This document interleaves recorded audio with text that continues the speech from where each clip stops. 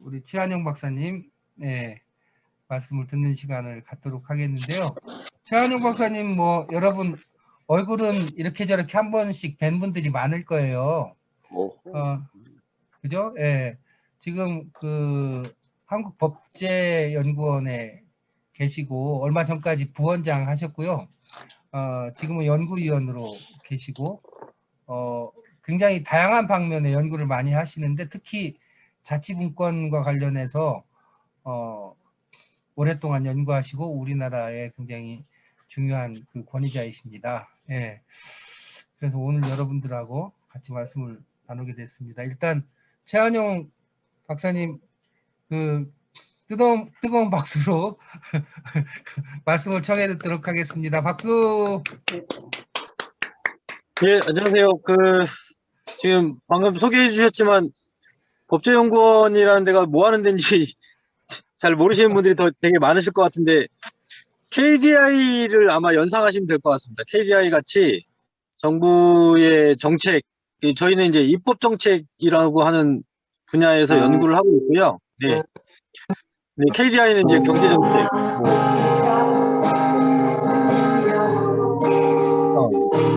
갑자기 음악이 흘러나오는데, 예. 조세정,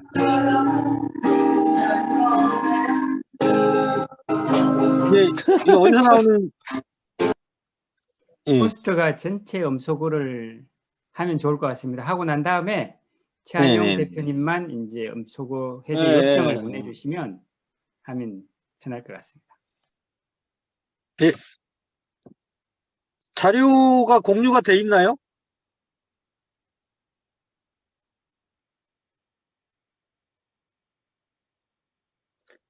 예, 공유됐습니다. 네네네네. 네. 처음이 아니라서, 저한테 주어진 주제가 이제 지방분권과 공론장, 자치분권과 공론장이었는데요. 예. 이제 풀뿌리 민주주의를 어떻게 실현해 갈 것인가에 대해서 저는 이론적인 연구를 계속 해왔는데 사실 지방자치와 관련된 이론적 연구는 이미 한계에 부딪혔다. 특히 제도적인 관점에서 보면 헌법이 바뀌지 않고서는 더 이상 지방자치라고 하는 관점에서는 지금 상태를 유지해가는 것 이외에 더 방법이 없을 것 같다는 사실 답답함을 느끼고 있습니다. 그런 관점에서 제가 몇 가지 말씀을 좀 올리려고 합니다. 네, 그 자료가 어디 갔죠? 자료가 다음 자료를 제가 좀 정리를 좀 하고 싶은 이야기는 우리 사회에 지금 분권이란 말이 있고 분산이란 말이 있고 자치라는 말이 있고 굉장히 많은 개념들이 지금 막 혼재되어 있습니다. 자치와 분권이라는 말이 과연 양립될 수 있는가? 또는 분권이라는 말 속에 분산이라는 말이 또 포함되어 있는 것 같은 이제 생각이 드는데요. 그랬을 때 분권과 분산이라는 말이 양립될 수 있는가? 이런 이제 개념적 혼란들이 존재하고 있습니다. 저는 이제 분권이라고 하는 것은 자치라고 하는 틀을 만들기 위한 운동 방향, 그러니까 중앙 권한이 지방으로 이전되는 것을 의미한다고 이해를 하고 있고요.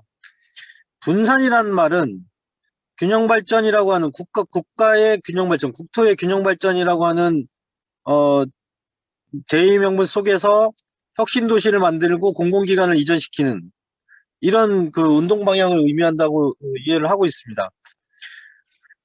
다음 이제 본론 비슷하게 이제 들어가면 지방자치라고 하는 것은 늘 이론가들이 이야기하듯이 주민의 자기결정권의 실현이다. 그리고 풀뿌리 민주주의, 그러니까 이른바 민주주의의 토양이다. 풀뿌리 민주주의란 말이 민주주의의 토양이란 말로 이해를 할 수가 있는데요. 현재 상태를 보면 제가 늘 논문 쓸 때 쓰는 말입니다. 자치는 없고 지방행정만 존재한다. 저는 이렇게 이해를 합니다. 자치가 없다는 말은 주민들이 뭔가 결정할 수 있는 참여의 통로가 열려져 있지 않고 단체자치, 단체를 중심으로 권한들이 넘어가면서 오히려 지방행정은 확대되는데 그 속에서 주민들이 어떻게 그 지방 행정에 참여할 것인가에 대한 고민은 좀 부족하다. 제도적으로 보장돼 있지 않다. 뭐 이런 이제 취지에서 말씀드리는 거죠. 그리고 분권이라고 하는 것은 자치를 위한 기반인데 이 분권 또한 사실 명확하지 않다. 제대로 되지 않고 있다. 자치분권위원회, 대통령 소속의 자치분권위원회에서 권한을 이양하는 문제를 굉장히 많은 토론을 합니다. 근데 이게 실현되려면 법률이 바뀌어야 되는데 법률이 제때제때 안 바뀌어요. 그래서 국려지책으로 만들어낸 방법이 일괄이양이라고 하는 것입니다. 지난 한 10년 동안 분권 이양이 결정됐음에도 불구하고 법률이 고쳐지지 않아서 이양되지 않았던 사무들을 한 군데 모아서 일괄이양을 한다고 해서 700개가 넘는 사무를 이양하려고 했는데 국회 상임위 등 국회 입법 과정에서 그 한 400개가 남고 300개가 빠졌어요. 그리고 그 제1차 지방일괄이양법에 보면 재정분권에 대한 이야기가 나옵니다. 근데 실제로 사무만 이전되고 있고 재정은 제대로 이전되지 않고 또 사무를 수행하는 주체, 이른바 조직분권도 제대로 안 되고 있고, 그러니까 지방의 권한을 이양하자라고 하면 지방자치단체가 환영을 해야 되는데 지방자치단체가 이걸 안 받아요. 제가 지금도 제2차 지방일괄이양법을 검토하고 있는데 지방자치단체 중에 서울이나 경기도 같이 자치에 자신감이 있는 단체는 권한을 받습니다. 근데 나머지 그 시도나 시군구에서는 이거는 그냥 중앙에서 하던 대로 해라, 또는 시도에서 하던 대로 해라 라는 그런 태도를 보이는 경우가 많아요.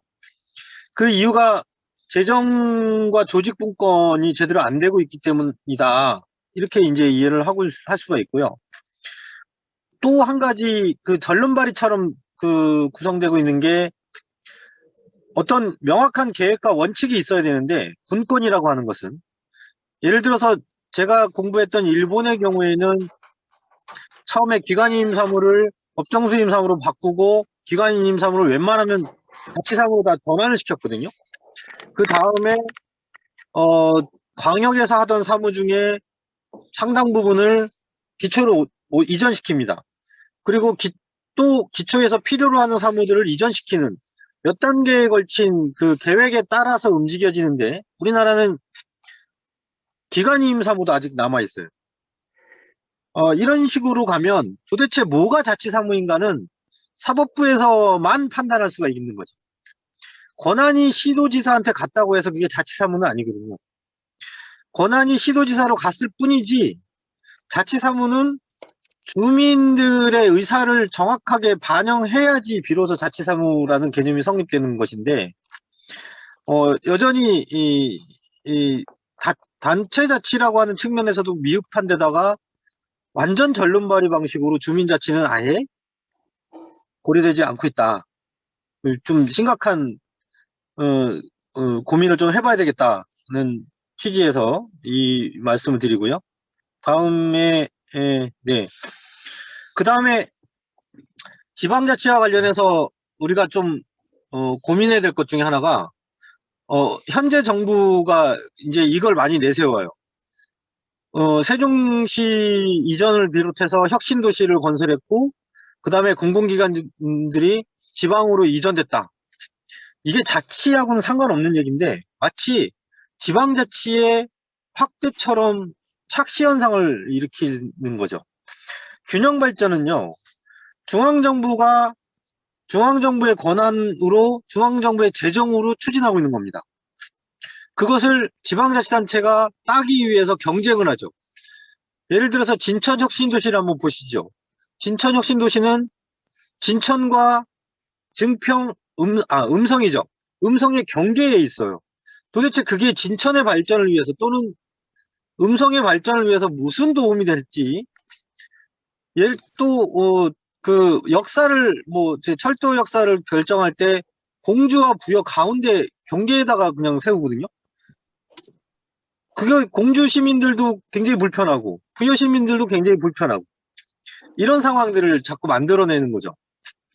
혁신도시가 지역 경제에 도움이 되느냐? 이건 좀 더 두고 봐야 되겠지만, 이런 그 형식적인 구도가 과연 자치에 도움이 되느냐, 또는 공동체를 회복하는 데 도움이 되느냐는 다른 평가를 좀 해봐야 되지 않느냐. 근데 이게 꼭 마치 지방자치와 맞물려 있는 것처럼, 착시 현상을 초래하는 거 아니냐는, 고민을 좀 해봅니다. 네. 다음, 일단, 분권과 공론장의 개념이 아니라 자치와 공론장의 개념으로, 정리가 돼야 되지 않을까라는 생각을 합니다. 그러니까 공론장은 주민의 자기결정권 보장의 일환이고, 직접민주주의, 이른바 수기민주주의의 장으로 위상이 전환돼야 된다. 공론장은 지방의 문제를 스스로 결정하고 해결하기 위한 통로가 돼야 된다. 라는 관점에서 본다면 과연 오늘날 현재에 있어서 지방의 문제를 공론장을 통해서 해결할 수 있는가? 라는 질문을 던져보는 거죠. 지방 문제 해결의 키가 어디 있죠? 거의? 지난번 이제 부산에서 그 미군의 세균 실험과 관련되어 있는 문제를 제기하셨을 때 그게 국가 사무다. 그러니까 주민투표의 대상이 될 수 없다. 이렇게 결정되는 구도죠. 국가 사무와 지방 사무를 구분하는 원칙이 지방자치법 제9조하고 10조에 정해져 있는데, 이것을 우리가 이제 흔히 얘기하는 보충성의 원칙의 규정이라고 합니다. 지방에서 할 수 있는 사무는 지방에서 다 하고, 지방에서 할 수 없는 사무를 중앙정부에서 하는 거거든요. 이걸 우리가 보충성의 원칙이라고 그러는데, 이랬을 때 분권의 내용 결정을 이 보충성의 원칙에 따라서 하고 있느냐, 이 분권의 내용 결정 또한 중앙정부가 주도적으로 하고 있는 것 아니냐, 이런 이제 판단을 해봅니다. 제가 그 속에서 경험하고 있는 점이라서 이걸 말씀드리고요. 네, 다음. 그래서 앞으로 무엇을 할 것인가는 우리가 좀 방향성을 가져야 된다. 헌법 개정 논의가 한참 있었어요. 헌법 개정을 정권의 문제로 바라보기 시작하면 헌법 개정은 어렵죠. 어려운 문제죠. 심지어 국민투표법이 위헌 결정이 났는데도 국민투표법이 아직 개선이 안 됐어요. 국민투표법은 지금 정지되어 있는 상태이거든요. 근데 헌법 개정을 하려면 국민투표를 해야 돼요. 국회의원들이 발의를 해주고 국민투표를 거쳐서 확정돼야 되는데 국민투표법은 위헌 결정이 나서 아직도 국민투표법을 고치고 있지 않다. 이건 도대체 뭐 하는 일인가? 그리고 우리나라 헌법 제37조 2항에 보면 공공복리, 질서유지 등을 위해서 국민의 권리를 제한하거나 또는 의무를 부과할 때는 법률로 하게 되어 있습니다. 이 규정하고 자치에 관한 규정을 지방의회가 제정할 수 있다는 규정이 충돌되기 때문에 지방자치법 제22조 단서 조항이 나오는 거거든요. 근데 지방자치를 제대로 하려면 규제 권한이 이항이 돼야 되는데 규제 권한이 이항이 안 되니까 조례로 정할 수 있는 게 없어요. 제가 아까 말씀드린 것처럼 자치는 없고 지방행정만 존재한다는 의미가 뭐냐면 지방의 공무원들, 지방에서는 법률에서 정해진 기준과 원칙에 따라서 그냥 집행만 할 뿐이라는 거죠. 뭔가 결정할 수 있는 내용들이 없어요. 이렇게 되면 자치는 여전히 실종된 상태로 계속 갈 수밖에 없지 않느냐. 그래서 최소한 대통령령에 버금가는 법규를 제정할 수 있는 권한들이 주어져야 된다. 그래서 사실 궁극적인 목표는 헌법 개정 운동이 필요하다. 분권을 제대로 하려면, 자치를 제대로 하려면 헌법 개정이 반드시 필요한 상황입니다. 그리고 이제 지역 단위로 내려가서 말씀을 드릴게요. 지방자치법에 보면 조례제정 개폐 청구권이라는 게 있습니다. 이게 권리죠. 이거는 지방자치 일을 하는 데 있어서 굉장히 핵심적인 사항입니다. 지방의회가 입법권을 갖고 있어요. 조례 제정권을 갖고 있어요. 근데 이 조례 제정권이 분점돼 있어요. 주민들한테 주어져 있다고. 근데 이 조례 제정 개폐 청구권의 요건이 굉장히 강해서 실제로 운동을 하시는 분들이 조례 제정 또는 조례를 개정하거나 폐지하려고 하면 굉장히 어렵습니다. 근데 이번에 지방자치법이 개정되면서 이 요건을 완화시키려고 하고 있고, 다행히도 또 청원법이 고쳐지면서 입법 청원을 하게 됐을 때 그것이 의원들, 예전에 과거에는 의원들을 통해서 소개받아서 가게 돼 있는데 그 청원권이 굉장히 강화됐거든요. 이런 차원을 놓고 봤을 때 우리가 있는 제도를 잘 활용하는 것도 굉장히 중요하기 때문에 공론장을 통한 지방자치의 민주적 통제에 관한 조례 제정 운동을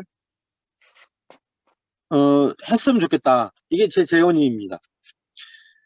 이 공론장이 제도화되어 있지는 않거든요.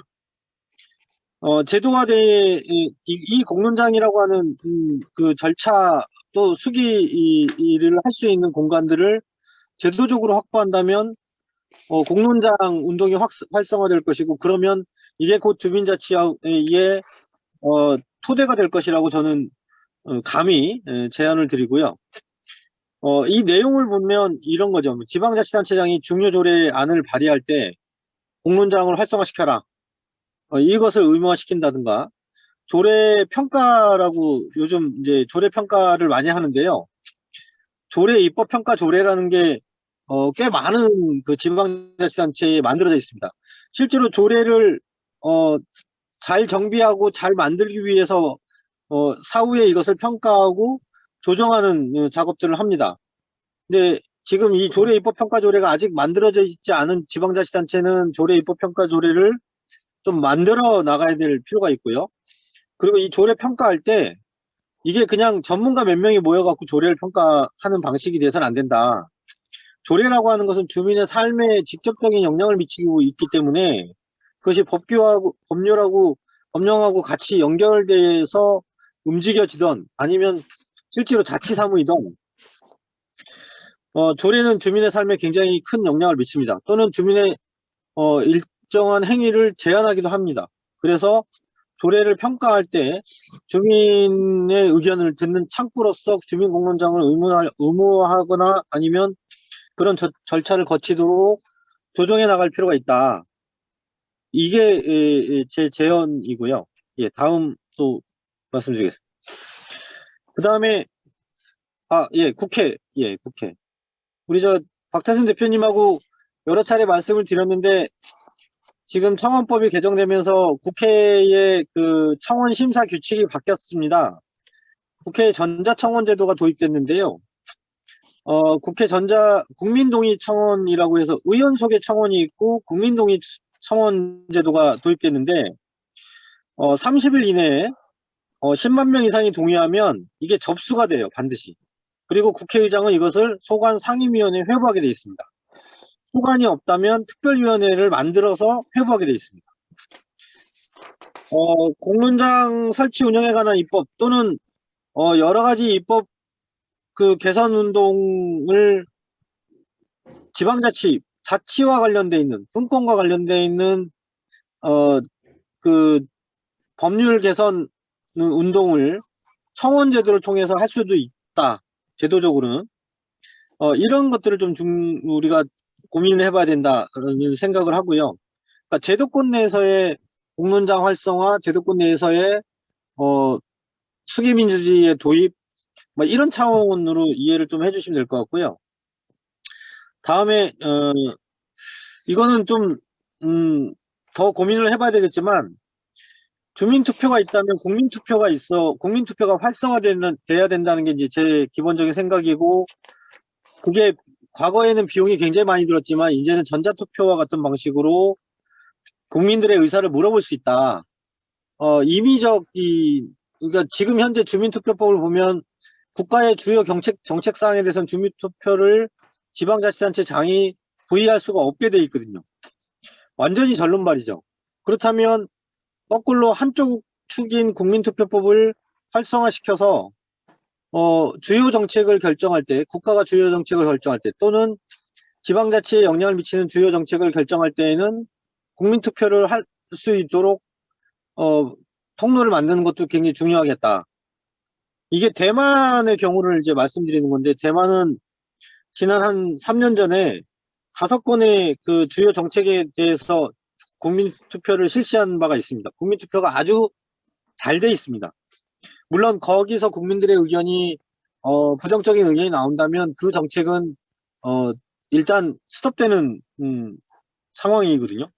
그래서 이런 여러 가지 제도들, 그러니까 국민들이 의사를 전달할 수 있는, 국민들의 의사가 얼마나 무서운 것인가를 보여줄 수 있는 그 장치들이 하나씩 하나씩 마련돼야 되고, 그 속에서 공론장이 활성화되는, 공론장이 활성화돼서 그런 의사들이 제도권에 전달되고 제도권이 그것들을 반영하는 구도로 가야 되지 않느냐 라는 제언을 드립니다. 네, 다음 보시면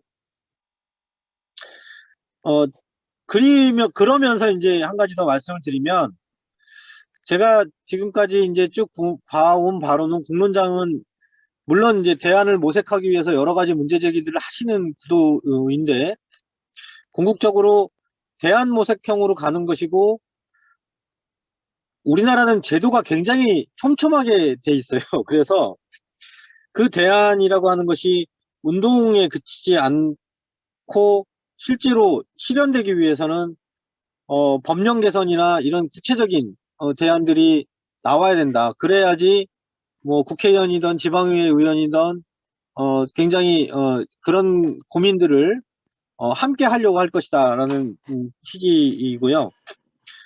시민 입법 교육의 필요성을 끝으로 말씀을 드리겠습니다.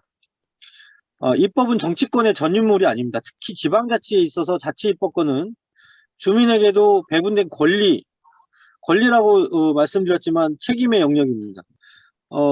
주민이 스스로 지역의 문제를 스스로 해결한다는 관점에서 보면 책임의 영역일 수도 있습니다. 그런 차원에서 우리가 시민입법 교육을 활성화시켜야 되고, 이것이 공론장에도 투영됐으면 좋겠다. 입법적으로 해결할 수 있는 문제들은 입법적으로 해결하고, 또 정치적으로 해결할 수 있는 문제들은 정치적으로 해결하고, 이런 어떤 그 트랙들을 좀 세분화시켜 가면서 합리적인 대안 모색을 하기 위한 장으로서 공론장을 지운다면 우리나라의 수기민주주의가 좀 더 발전하지 않을까 하는 차원에서 제언을 드립니다. 예, 제가 뭐 간략하지만 뭐 드릴 수 있는 말씀은 여기까지입니다. 예, 감사합니다.